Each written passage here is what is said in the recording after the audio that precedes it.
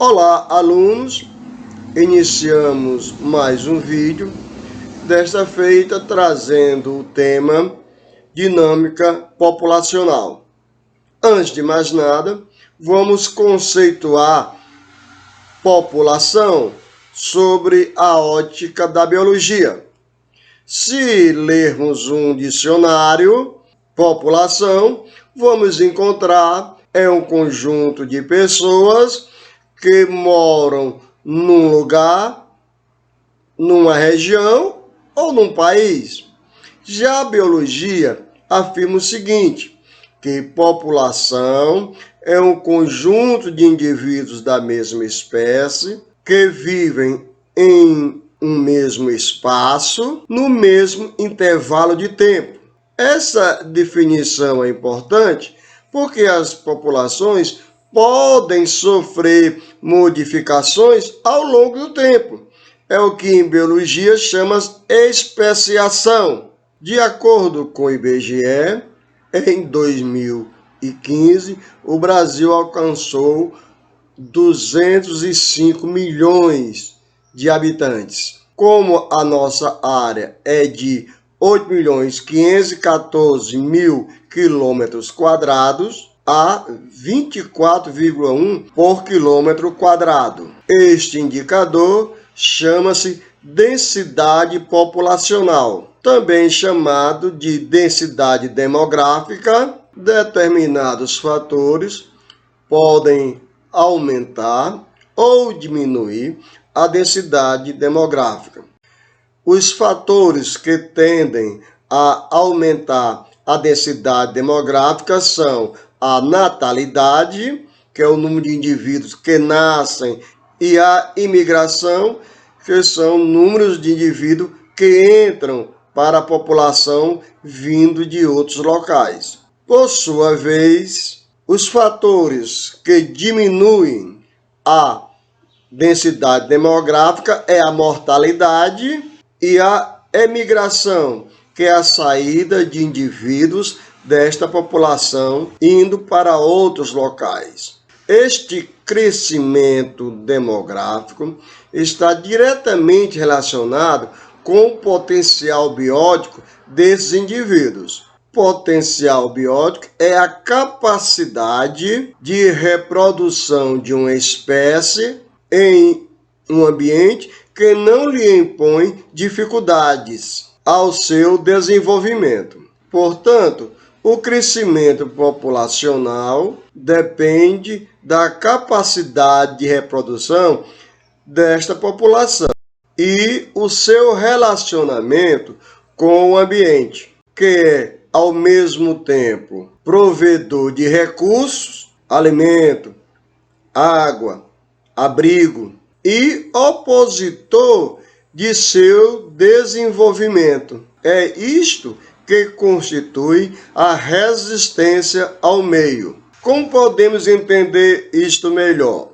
Se uma espécie apenas colocasse em prática o seu potencial biótico, chegaria um momento em que aquele ecossistema não comportaria o grande número de indivíduos. Assim sendo, a própria natureza constitui uma resistência ao meio através de fatores abióticos e bióticos. O crescimento natural das populações é limitado por fatores ambientais que dificultam a sobrevivência. Em conjunto, esses fatores, como o clima desfavorável, a pequena disponibilidade de alimento, de água e de espaço, relações biológicas desfavoráveis, como parasitismo, predatismo e competição, tudo isto constitui a resistência ao meio. Analisando-se um crescimento de uma população, nota-se 4 fases distintas. Primeiro, é a fase do crescimento lento. É o período inicial de adaptação da população às condições do ambiente. Segundo, fase de crescimento rápido. Já adaptada, a população apresenta um crescimento exponencial. Terceiro, fase de redução do ritmo de crescimento. Terminada a fase anterior, se manifesta a resistência ao meio e a velocidade de crescimento diminui. É a fase de equilíbrio, quando o número de indivíduos apresenta pequenas oscilações. É neste momento em que a população alcança a capacidade de carga do ambiente, isto é, o número máximo de indivíduos que o ambiente pode manter. Agora, é bom que se diga que este equilíbrio ele sempre vai sofrer oscilações, daí porque ser um equilíbrio dinâmico. Uma população aumenta quando tem alimento em abundância.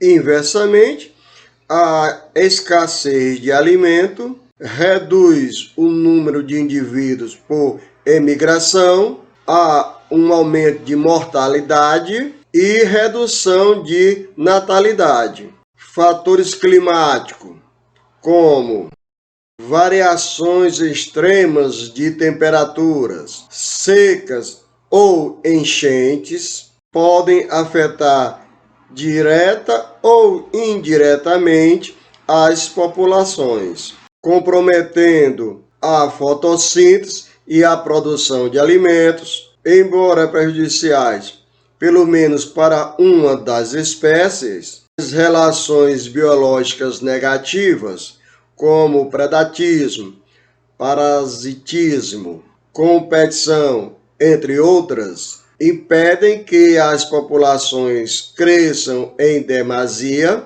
esgotando os recursos do ecossistema que poderiam prejudicar o seu próprio desenvolvimento. Quando a população de presas está abundante, naturalmente aumenta o número de seus predadores, porque estes têm mais oferta de alimento. Agora, o biólogo Gauss fez um importante experimento onde ele chegou à conclusão que duas espécies que têm o mesmo nicho ecológico não podem sobreviver no ambiente limitado, porque elas estariam disputando os mesmos recursos e isto levaria a uma das espécies desaparecer, perdendo esta competição.